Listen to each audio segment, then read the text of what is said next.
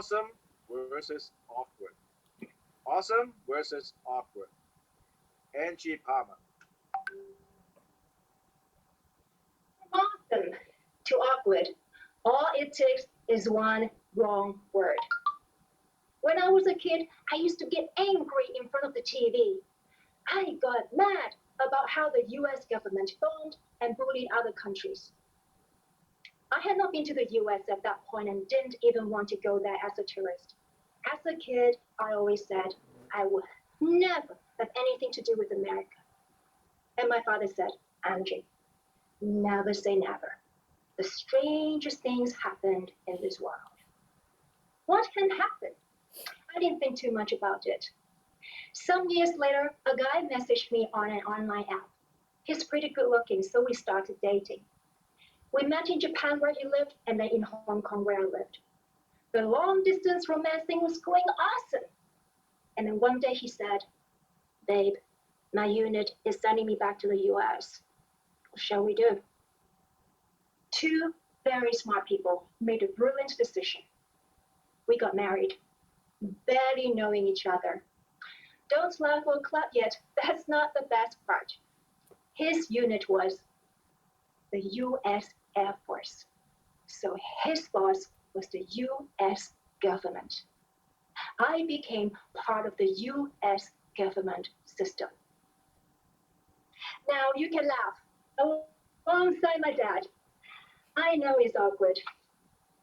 My first trip to the US was to a small town called Alamogordo in New Mexico with 30,000 people. There's nothing much to see except a Walmart and a military base. I lived on the Air Force Base, listened to the American anthem every day, and learned about military rules in classes.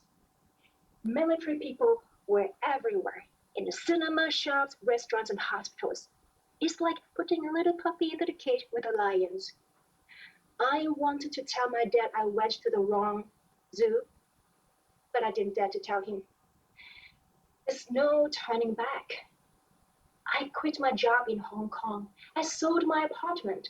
I told everyone I was moving to the US and would find me happily ever after. I had to go all out. I adjusted my British spelling and pronunciation and faked the American accent. I relearned my driving on the right. I was eating a lot of burgers, orange chicken, and fortune cookies. From I wanted nothing to do with America to now I have everything with it. Suddenly, getting married wasn't such a brilliant decision anymore. We got divorced after a few years. And then somebody said, I knew it. I knew Angie was a Chinese spy. Now she's going back to China. It was the popular joke among his colleagues. Ladies and gentlemen, have you had this kind of experience before? You said you would not do it, but you ended up doing it. And it's kind of awkward.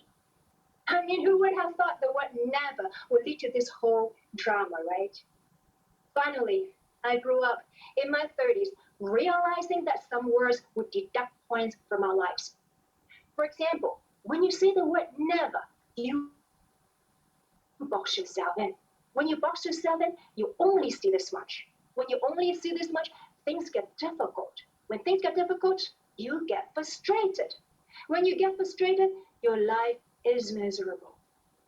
Because I kept saying I never have anything to do with America. So I automatically put everything associated with America as negative. So I stopped saying the word, you know what? And I learned to say, who knows? My friends kept telling me, men like women with long hair. Angie, now that you cut it short, expect to be single for a long time. Who knows? Perhaps some environmentalists like short-haired women who don't use shampoo or conditioner. I saved a lot of water. And some years ago, a hospital doctor suggested how long I would live if I didn't choose surgery or treatment. I was like, who knows? Is she in charge of the hospital or heaven? When she read my face knowing that I wasn't buying it, then she said, well, some people did live longer than what we expected. It's the mindset that counts. Mindset. Cognitive psychology teaches us to change the words and image in our brain and associate pleasure with what we want to change. Back to my US story.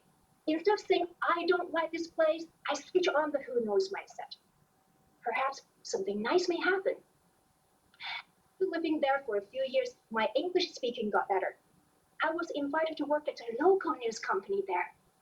Some years later, I even got a chance to start my own PR business, which eventually led to a professor job in a US university. It was awesome. Next time, when you feel like saying, you know what, or a simple no to something you don't feel comfortable with, try saying who knows and start finding new possibilities. A person who procrastinates is possibly someone who thinks more thoroughly before action. And a person who seems impulsive can be described as someone who gets things done. It's how you look at it. The choice, of course, is in your hands.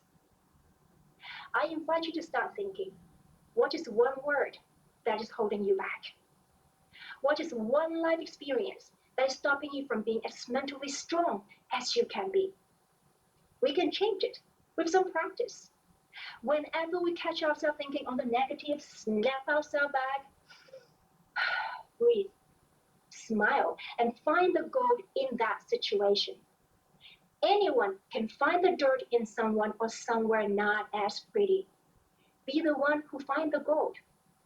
And the who knows mindset is one good way to help us find that gold. So let's say goodbye to awkward and hello to awesome in 2022 and beyond. The change starts with you, with me, and everyone.